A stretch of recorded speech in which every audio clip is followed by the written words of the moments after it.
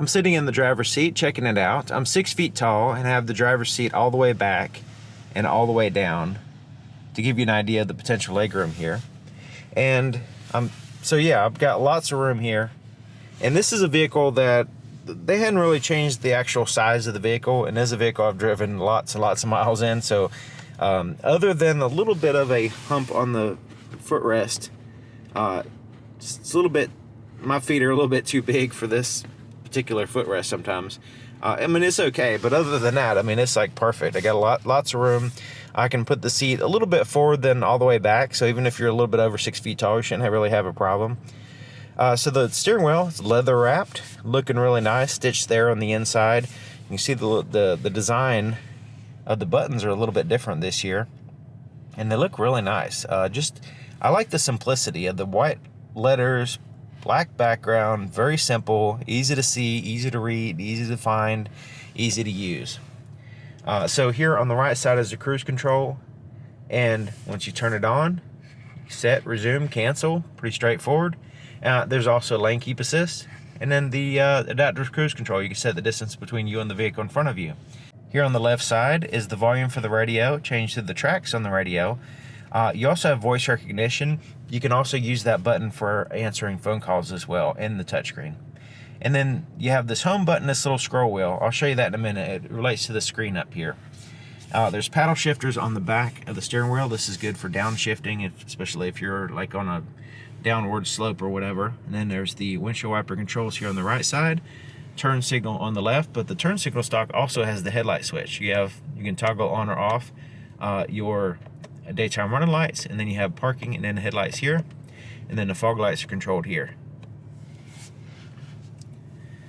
All right, so this is the part of the screen. Part of the gauges is a screen, and over here is an actual physical gauge. But then on this side is digital speedometer, and this is all a digital screen right here. So you can get additional information. So if we push the little home button here on the steering wheel, and then we can kind of scroll through and choose the information that we want, including no content. We can adjust the brightness of the screen here, display settings as well.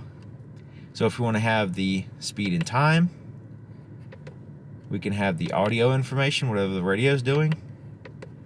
We can have whatever the phone, navigation, torque distribution. This is really nice. When it's time to change the oil, that kind of stuff. Tire pressure can be shown here when you're driving. And if you just don't want any content whatsoever, you can just choose that. And this is also giving you the option to change to kilometers per hour here as well. But you can see it just gives you a nice needle look as if you have an actual gauge to match the other one. So there's the digital clock down here, tachometer, which you can make go away if you want. And then you have in the settings, and then you have the digital speedometer, odometer, outside temperature, fuel gauge, and then you have over here the physical speedometer. So yeah, very, very useful and well thought out and simple. Easy to read, easy to see, easy to use. Once again, Honda. All right, so there's the start button there.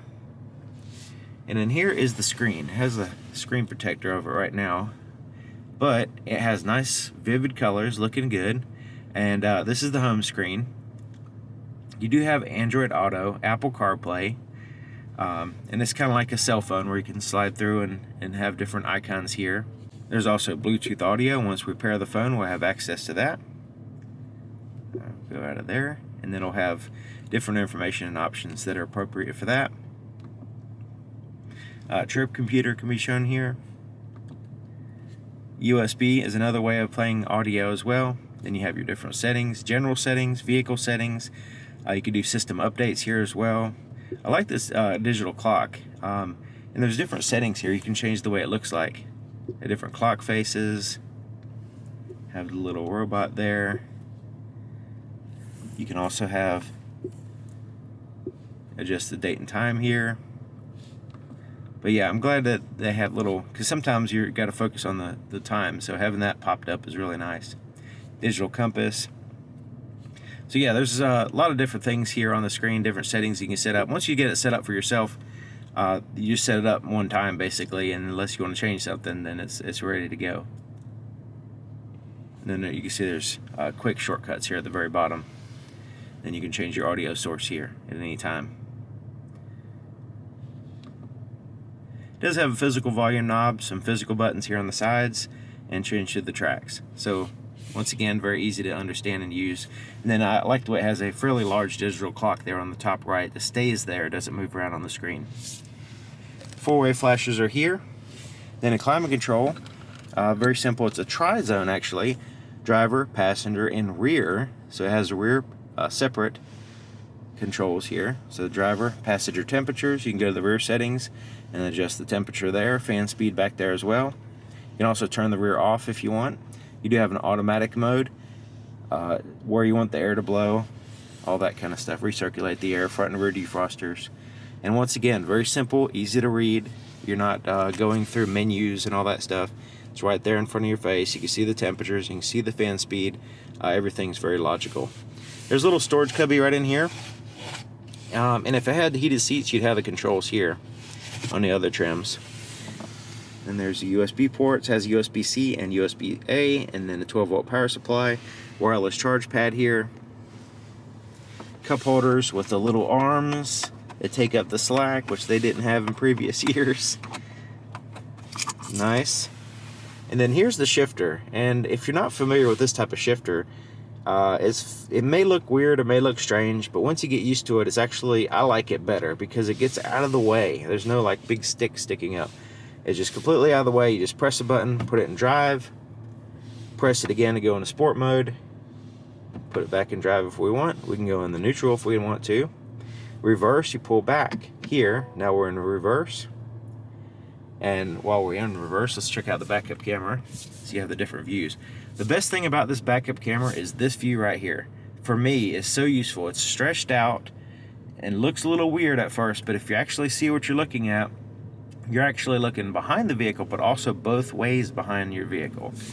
It's very, very handy to have to be able to see like completely a 90-degree angle this way and that way from the center. So it's 90 degrees that way, 90 degrees that way. So you can see if there's any cars coming when you're backing out of the parking space. And it is very, very, very handy. Now, if you want a more linear view, you can look at that. You can see now you don't see it both ways now. And then if you need a top-down view to back up to a trailer, you have that as well.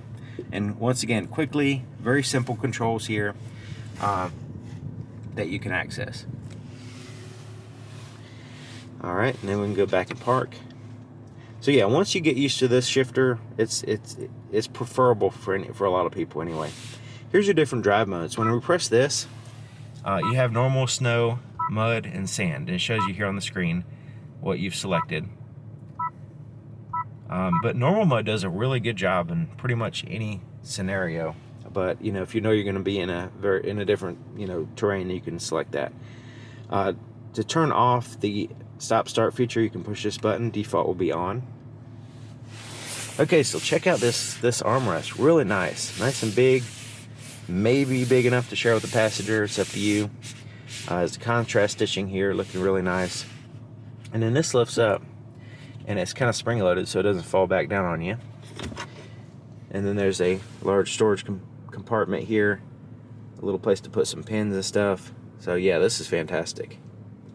This whole center console area is very simple and easy to use. Very, very well designed.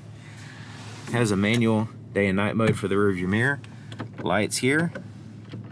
You turn on all the interior lights, turn them all off, or have them turn on with the door in the center position. When you turn on the headlights, this little light right here illuminates, and this gives you a little bit of ambient light here in the center of the vehicle, which comes in handy. It's kind of like an orange color. And then there's a place to put your sunglasses or shades or whatever, or safety glasses. It's got like a foam insert there. And you can see right here where on some vehicles they have the conversation mirror. It's still there, but that place is there, but it's not a mirror. I guess you could probably buy one and stick it on there, I guess. The visors, it's the same material as the headliner. It's like a gray cloth material. There's a mirror, but no lights. The visor also extends out as well on a metal rod. Looking at the visibility there in the back, it's pretty much excellent, except for a little bit of pillar blocking your view there. But overall, driving this vehicle, I've never really had a problem with it as far as visibility, especially considering you have such a really good camera system. You can put it in that really wide view and you can see behind you and both ways and everything. So yeah, really good. So anyways, there you have it. Thank you for watching, and thank you to East Coast Honda here in Myrtle Beach, South Carolina. And I'll see you guys next time.